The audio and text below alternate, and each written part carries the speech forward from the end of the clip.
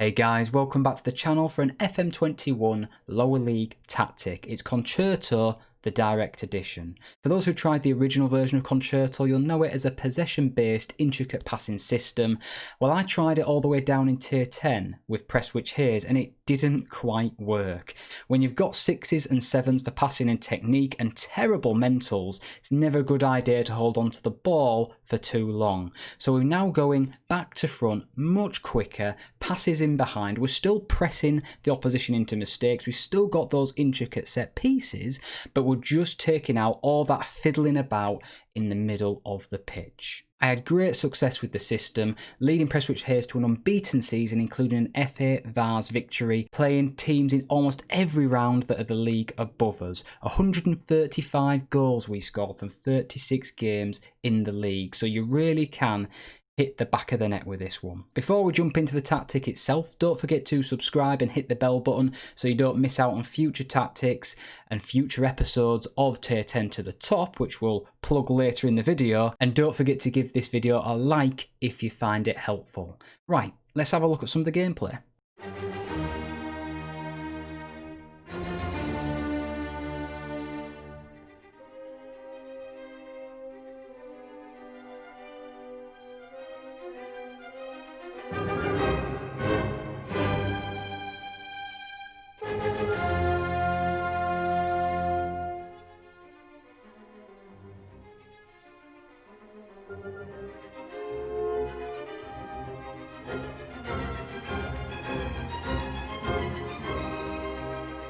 So I think you'll agree there's some real variety in the play we can achieve with this system, and you'll notice some of the goals are actually quite intricate and almost like the original Concerto. That's because we got our team cohesion really high and tactical familiarity really high as well. We'll touch on that a little bit later in the video, but that is vital to success in any save.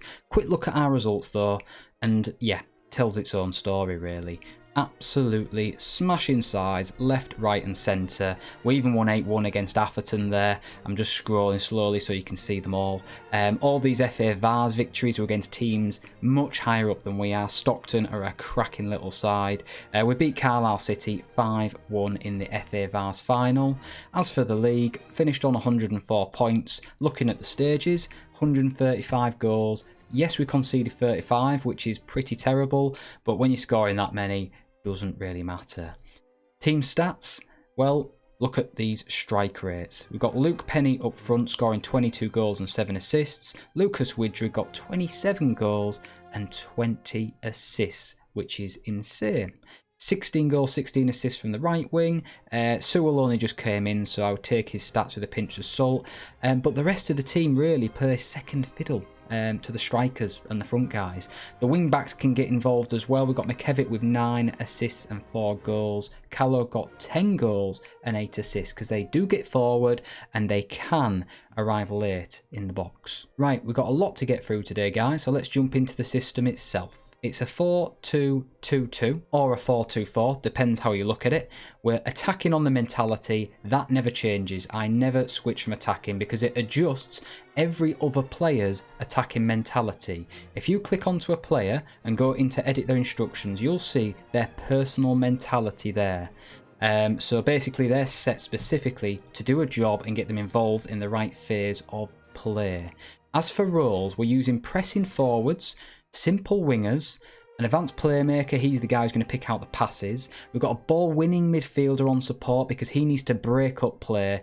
We've then got 2 fullbacks, but one of them attacks while the winger supports. That's so he can overlap. That's why you've seen Callow get a lot more goals and assists than McKevitt.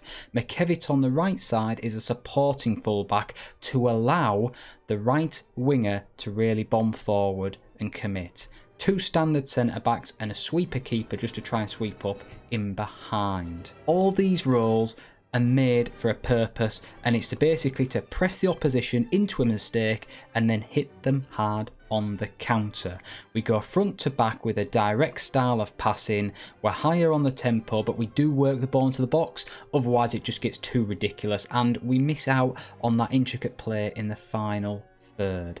I do mix crosses, run at defence, none of that really matters too much for you guys. We counter press and we counter and we try and distribute to the fullbacks. When you're trying to press, using tighter marking, extremely urgent on the press, prevent the goalkeeper from distributing and get stuck in are important. You always need a much higher line of engagement. I also find that pushes the strikers further up the pitch in general, which means they can get on the end of those through balls, but that defensive line is dropped all the way back to standard. That's the most unusual thing about this system. Majority of the time you'd see a defensive line pushed a couple of notches further up. For those of you who knew the original Concerto, we've basically switched the inverted winger to a winger just to simplify things. We've simplified the two forwards from an advanced forward and a deep lying forward just to pressing forwards. Their job is really simple. But what we have done is we've left the right side striker on roam from position. That's just to give us a little bit more movement in the front line so the left sided striker can get more opportunities in behind. The right winger's told to shoot less often because he does tend to fire the ball off and go over the bar with his terrible technique. He tackles harder, marks tighter, and most importantly, marks specific position. He's actually set to mark the left-sided defender. This needs changing, guys, to the WBL when you're coming up against like a 5-man at the back system. It's vice versa on the left side, but he's also told to roam from position because he's on a support duty, doesn't really get involved in play. By asking him to roam from position, you see him just float around more centrally, almost as an AMC come winger. Seems to work quite well. The advanced playmaker, I tell him to tackle harder and mark tighter. That's just to get him breaking up play more because as a rule they don't generally do that. And the ball winning midfielder is set up so that he doesn't give away possession, take fewer risks, dribble less often. He's there to break up play and then instigate the attack. Full-backs I tell to sit narrower. That's just to keep a more compact shape. Again, they tackle harder, again they mark tighter. But we close down less with the centre-backs. That's because they can go flying out if you're not careful. Just thought I'd show you all the play instructions because I've been requested that in the past. What I can't do though is show you all the set pieces, else we'll be here all day. And that brings me on to my most important point, guys. Please don't try and copy the tactic. It won't work. The set pieces aren't just set up from an intricate attacking point of view, they're set up defensively, and if you don't download the tactic and install it properly, I'm afraid to say you will probably concede quite a few goals from set pieces because it's such an attacking system. Of course, you can download it by clicking the link in the description.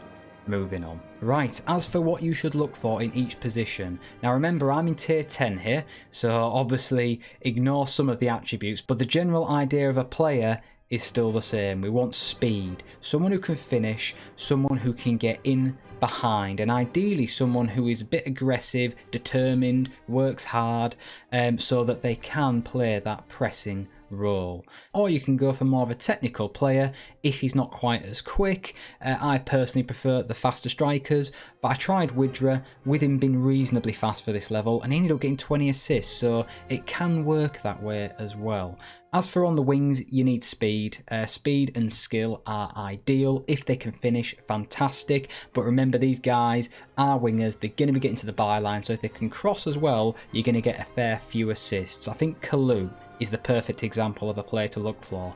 Flair, acceleration, pace, and just good all-round dribbling ability and decent technique. You're going to want someone who can pass the ball as the advanced playmaker. Someone who can maybe dribble as well would be ideal because sometimes they can move forward with the ball. The ball winning midfielder. Yes, you want someone who can break up play and works hard, good mentals, but someone who can pass the ball would also be ideal. The fullbacks need to have speed, and the better they are technically, the better they will perform.